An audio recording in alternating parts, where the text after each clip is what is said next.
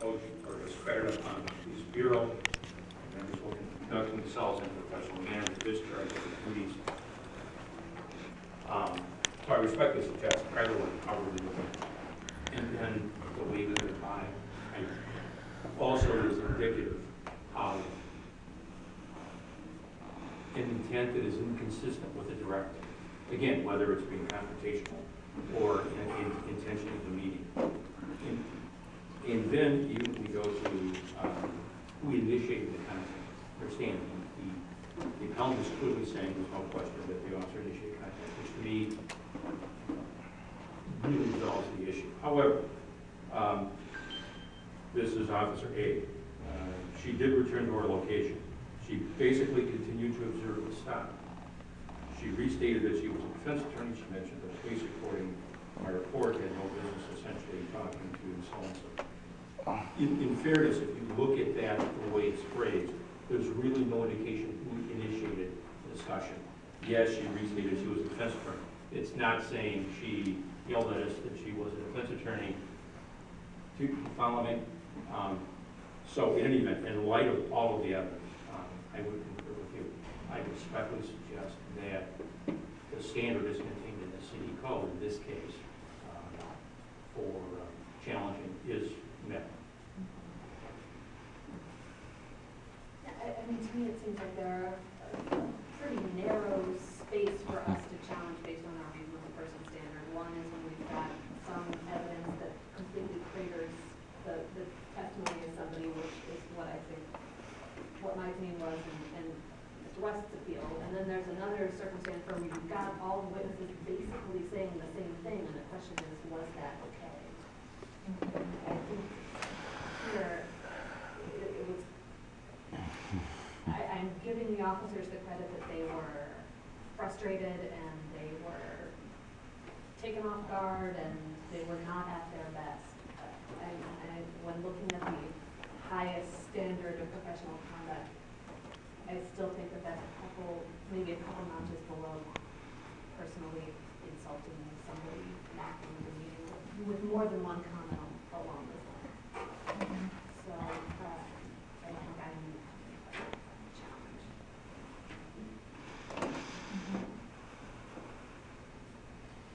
Well, I would agree with all of this, so I guess I will move forward, and I motion to challenge the finding of not sustained with debrief, and change it to a finding of sustained. I'll support. Debrief. The initial finding had a debrief, so we're challenging the not sustained. What did you want to? So I was just saying sustained same. finding is not a I think it's kind of assumed there would be. Then have them talk about it. Mhm. 2 seconds. I did second. Okay, let's start. Ms. N? Yes. Yes. Yes. Yes. Yes. Motion passes unanimously 5-0 to challenge the finding recommended by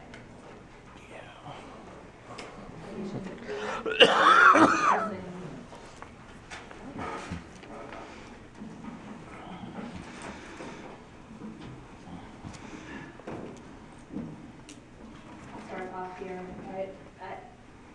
I think that not sustained on this seems to be the right answer. I think that it's completely possible that he said it, but it seems like we heard from 4 people and we heard yes, maybe, probably not, and no. And so to me, from that, it's hard not to get the evidence really doesn't shake out either way. And I understand that this was trying to be extremely accurate, which I appreciate when trying to remember the exact word was said. But even if he had been super firm, I think it would have been yes, probably not, and no. And that I can't remember verbatim literally any conversation. Yeah. Did you make a motion?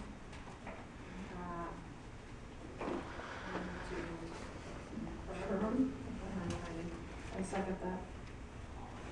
Yes. Yes. Yes. Yes.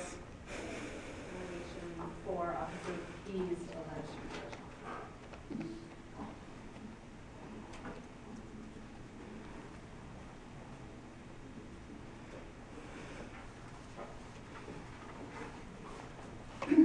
I guess this is very similar to allegation two.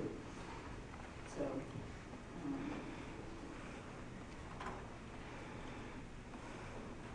I kind of agree. I mean, they both seem to have made the same type of statement that lacks the wave, but to me is what crossed the line.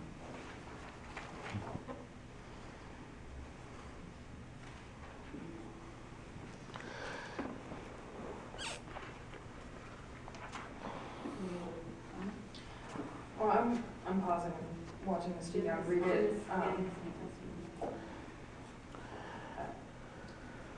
My pause is just that I feel like I remember a lot of the statements that, so Officer A made this statement, Officer A waived.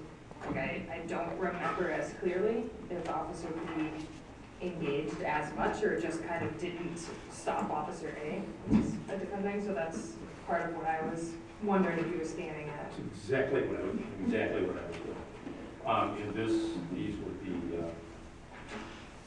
responses from Officer B. While I was searching the vehicle, I heard Officer A talking to someone else involved. It got my attention. I came out of the car to see what was going on. I heard a female screaming, not to let the person get arrested, not to allow her to let us search her car, not to answer our questions, to get a lawyer, that she was an attorney. At that point, I kind of responded, well, you must not be a very good attorney, otherwise you'd understand search incident to arrest, consent, and motor vehicle exception. And that's all he goes on to say regarding statements that he made to the appellant, that he put under, putting the, finishing his arrest. So it He sounds circled back and said something similar again, and I think that he's actually the officer that said it was an attempt to de-escalate.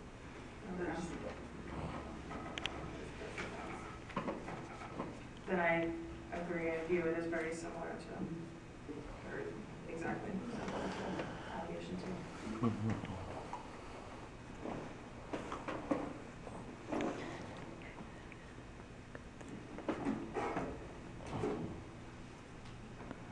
I move to challenge the finding of not sustained debrief. The commander should understand that if the directive is to be followed regarding professional conduct, the type of arguing the law with a citizen, regardless of their background, serves nothing other than confrontation. Follow me? Proper response is, we're doing our job, we have a situation under control, please don't interfere, you'll be arrested. Simple as that, okay? As opposed to confrontation. Okay, so while this is not as egregious, I respectfully suggest as the other one, I understand, why the motion was made.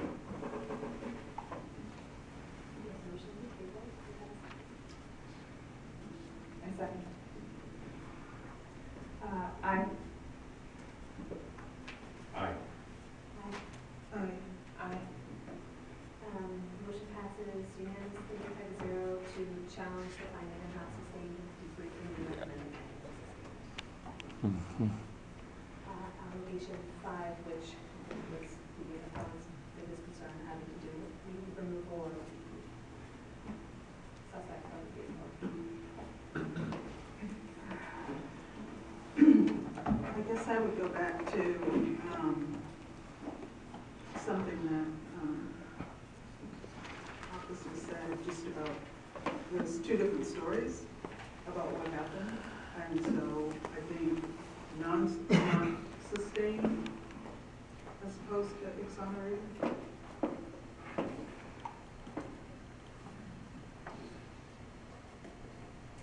Because it's, I mean, I'd have to like reread everything.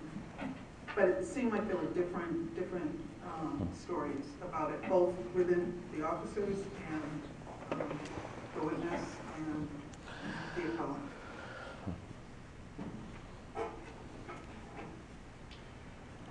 I think I probably come down in the same spot. I'm not sure that just because there are different accounts, it means that the officer reviewing the file can't decide what the weight of, they feel the weight of the evidence shows. And I here, and again, in person, the credibility factors are really different. But I think that having one person say, I saw somebody drive by their hair, having two people testify and give statements that suggest that there was a hand on the head, but it looked different than, it might have appeared differently, and then seeing that it did not seem that the suspect made any complaints or was upset. I can see why a reasonable person not in this room, having seen and heard everything,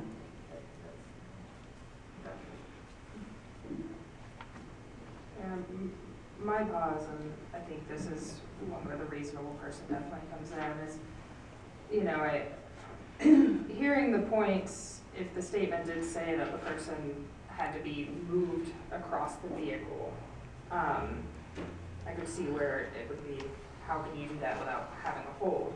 Where I pause is I don't feel like there was enough in the written record to say that that was how the person was removed. I feel, when I, at least, and I don't know if you're on that page, Mr. Young, but how I heard it was, oh, and then, so, that door was locked, we brought him out the other door.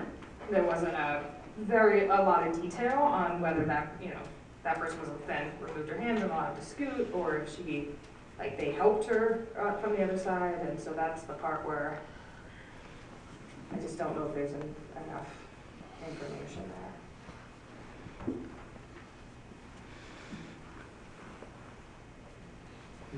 Would